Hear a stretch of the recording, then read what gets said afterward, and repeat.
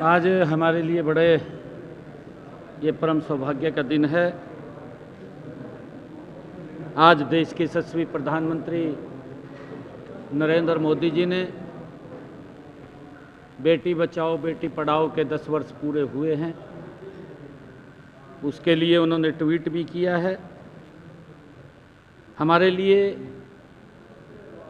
ये बहुत ही गर्व का दिन इसलिए भी है क्योंकि आज के दिन आदरणीय प्रधानमंत्री जी ने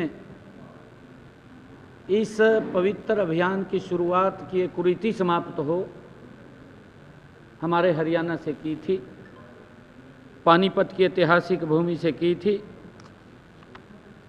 इन पिछले 10 वर्षों में जो हमने हरियाणा के अंदर और पूरे देश ने इस अभियान के साथ जुड़ करके इस कुरीति को समाप्त करने का काम वो किया है।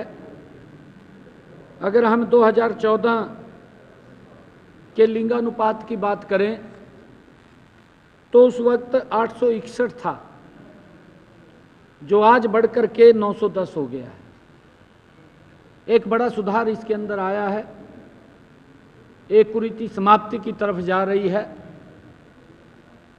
और आगे भी ये कुरीति बिल्कुल समाप्त हो। सरकार की तरफ से गंभीरता से इस विषय को लिया जा रहा है ताकि कहीं पर भी किसी प्रकार की कोई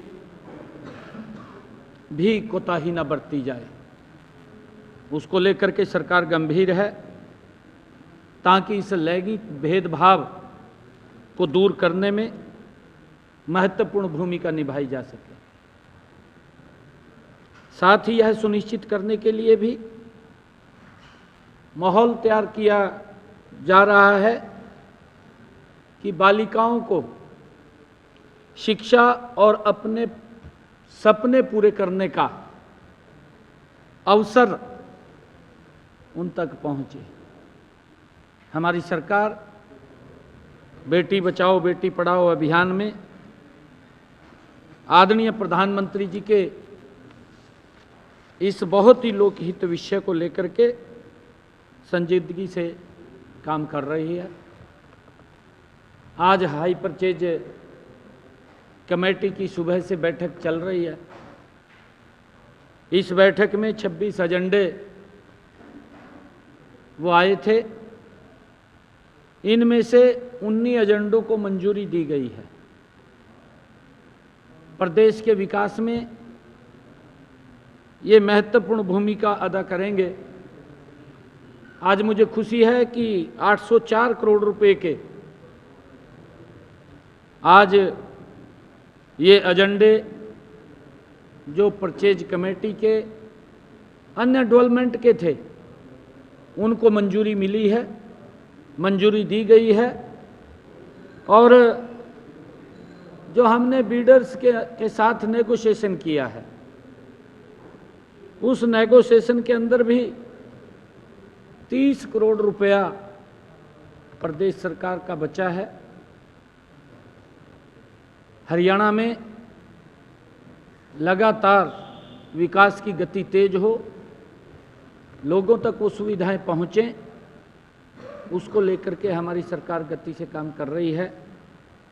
आज के भी जो ये 408 करोड़ रुपए के 804 करोड़ रुपए के विकास कार्य और डेवलपमेंट के कार्यों के एजेंडे को मंजूरी मिली है, इससे हरियाणा प्रदेश के लोगों को बड़ा लाभ होगा।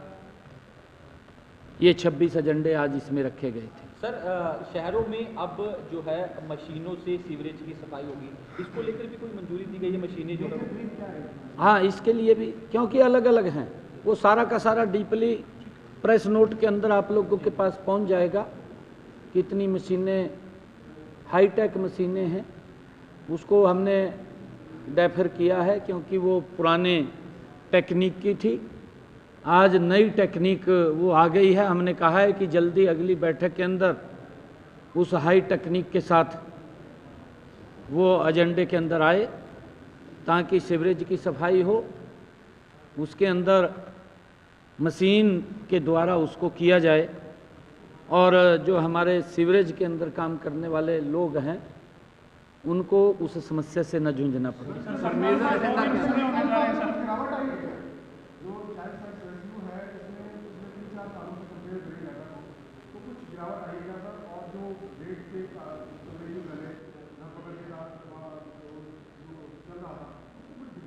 नहीं, देखिए कोई ढिलाई नहीं है। हमने सरकार को अभी पिछले दिनों अधिकारियों को ये दिशा निर्देश भी दिए हैं कि इसको लेकर के हमने गंभीरता से और उसी संजीदगी से काम करना है ताकि इस कुरीति को हम जड़ से समाप्त कर सके। इसके अंदर सामाजिक लोगों का भी हमने पिछले दिनों ये भी कहा था कि हमारी जो सरपंच बहनें हैं वो अपने अपने गांव में बेटी बचाओ बेटी पढ़ाई को लेकर के एक एम्बेसडर के रूप में काम करें ताकि इस कुरीति को जड़ से समाप्त किया जा सके।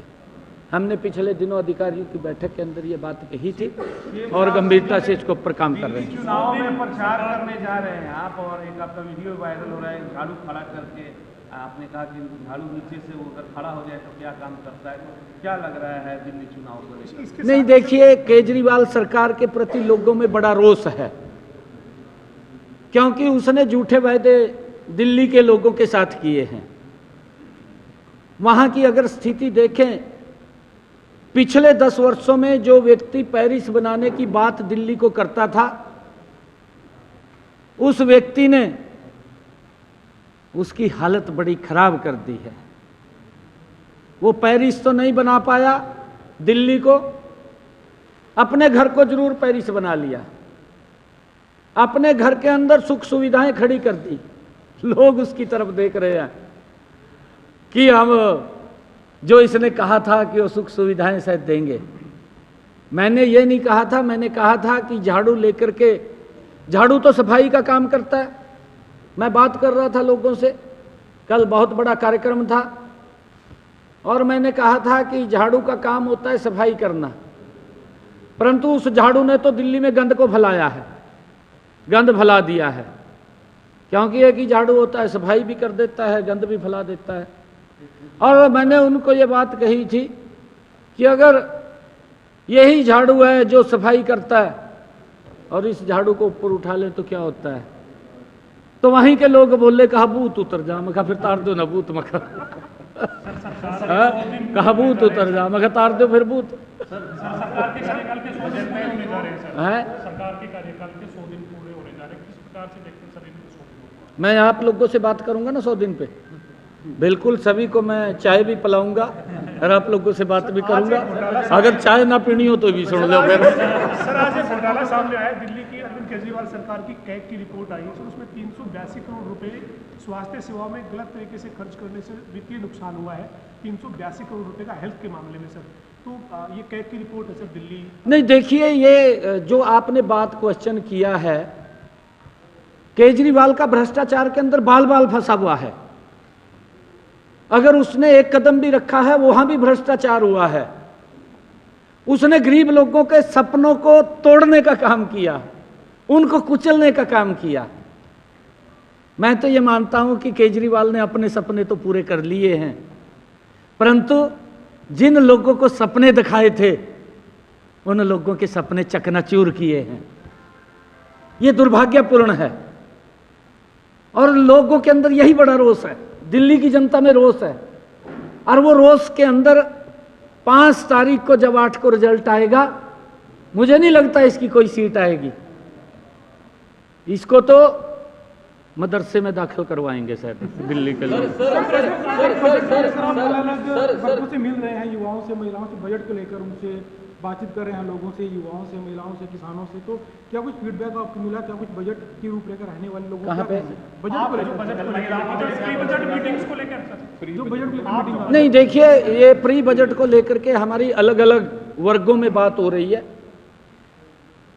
हमने जो स्टार्टअप के हमारे युवा साथी से उनसे भी बात किया, स्टार्टअप के अंदर जो मुद्रा से या जिन्होंने अपने कोई काम खड़ा किया है ऐसे सब युवाओं से भी बात किया।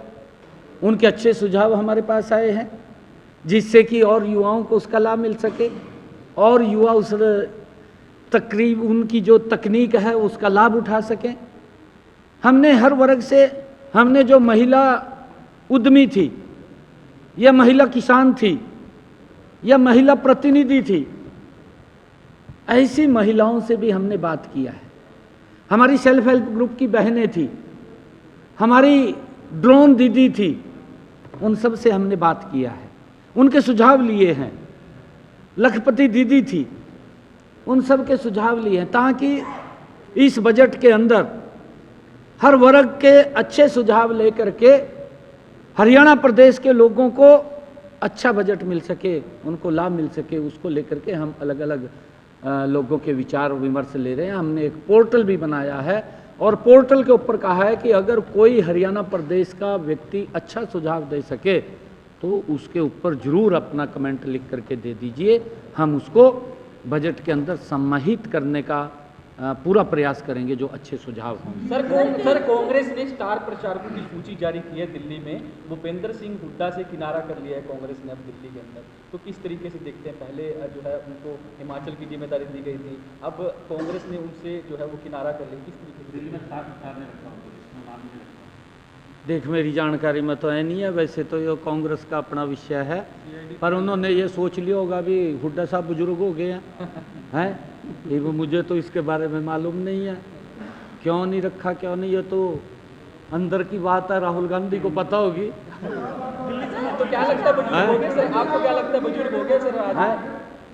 आपको क्या लगता है कि बुजुर्ग हो चुके हैं सर वो? राहुल भी बुजुर्ग हो गया और तो वैसे युवा कहीं जानू का यो युवा कांग्रेस का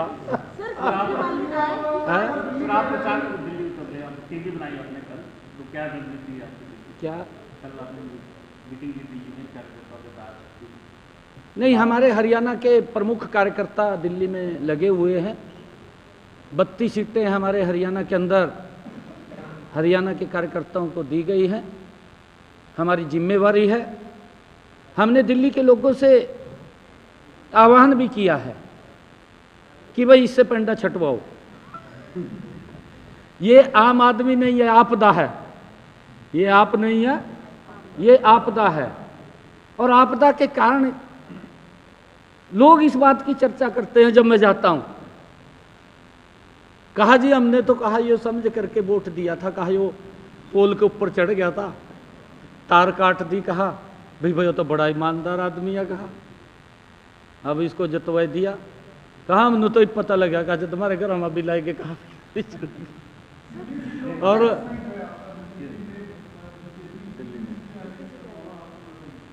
दिल्ली के अंदर भारतीय जनता पार्टी बहुत बड़े मैंडेट के साथ सरकार बना रही है और कांग्रेस और आम आदमी दोनों एक थैली के चट्टे बट्टे हैं। देखिए, आम आदमी दिल्ली को गाली देता था, मंचों पे खड़ा होकर के बोलता था केजरीवाल, और आज क्या स्थिति है, एक दूसरे को गाली देता था, अब गले मिल गया। हमारे हरियाणा में तो कुश्ती भी लड़ी या नहीं लड़ी, दोनों ने मिलकर लड़ ली, और ये दिल्ली में भी सुबगाहट हो रही है। चंडीगढ़ में भी लड़ रहे हैं कांग्रेस के साथ। हाँ, ये देखिए, दोनों भ्रष्टाचार की दलदल में फंसे हुए हैं।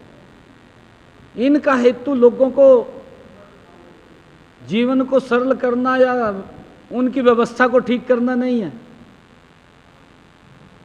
इनका तो मतलब ये है, कहा जी मौका मिल गया और अन्ना जा इन भी साइड में बैठा दो, कहा और दोनों हाथ से चिपट गए हैं, जिस तरह कांग्रेस चिपटा थी इस तरह नहीं चिपट गए, दोनों हाथ से चिपट गए, दोनों हाथ से। मेरी बात तो सुनो, दोनों हाथ से चिपट गए और ये हालत खराब कर दी दिल्ली की कि आज पीने का पानी नहीं है, आज गंगा स्वच्छ, यमुना स्वच्छ नहीं है। जो व्यक्ति ये बात बोलता था, कसम खाई थी यमुना माता की, यमुना माता की कसम खाई थी, कहा मैं 5 साल में स्वच्छ करूंगा। मैंने दिल्ली के लोगों को पूछा, मैं कहा भाई आपके यहाँ कितने साल के लिए वोट देते हैं एक व्यक्ति को, कहा जी 5 साल के लिए देते हैं। मैं कहा फिर आपने तो 10 साल के लिए दे दिया, 10 साल में भी मखा ये गंगा को यमुना को स्वच्छ नहीं कर पाया। और 10 साल के अंदर भी ये बात बोलता था कि मैं फ्री पानी दूंगा और स्वच्छ जल दूंगा।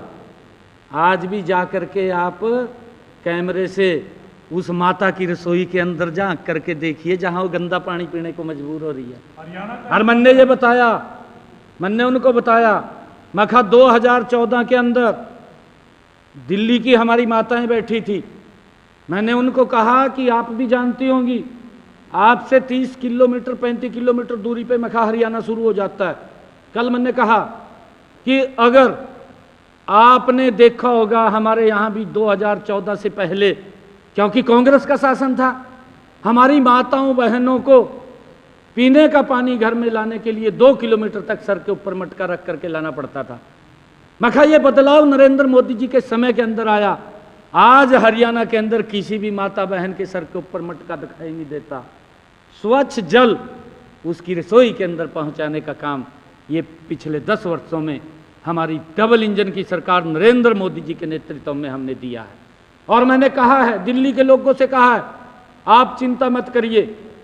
हमने वहाँ के अधिकारियों को, मैं मंच के ऊपर खड़ा था, उनको भी सचेत किया कि 8 तारीख के बाद भारतीय जनता पार्टी की सरकार बनेगी और मेरी माता की रसोई के अंदर दिल्ली में स्वच्छ पानी पहुंचेगा। ये हमारी सरकार की जिम्मेवारी है। अरे यार, उसके पास मैनेजमेंट नहीं है, मैनेजमेंट उसका अपने घर का है। पानी तो बहुत है परंतु उसने काम नहीं किया। पानी बहुत है परंतु उसकी मैनेजमेंट नहीं है, उसका वितरण ठीक नहीं है। जब उसके पास नीति या योजना नहीं है, वो तो खड़े होकर कह दे यार, कहा जी मैं ये भी फ्री दूंगा, वो भी फ्री दूंगा, लॉलीपॉप देता है।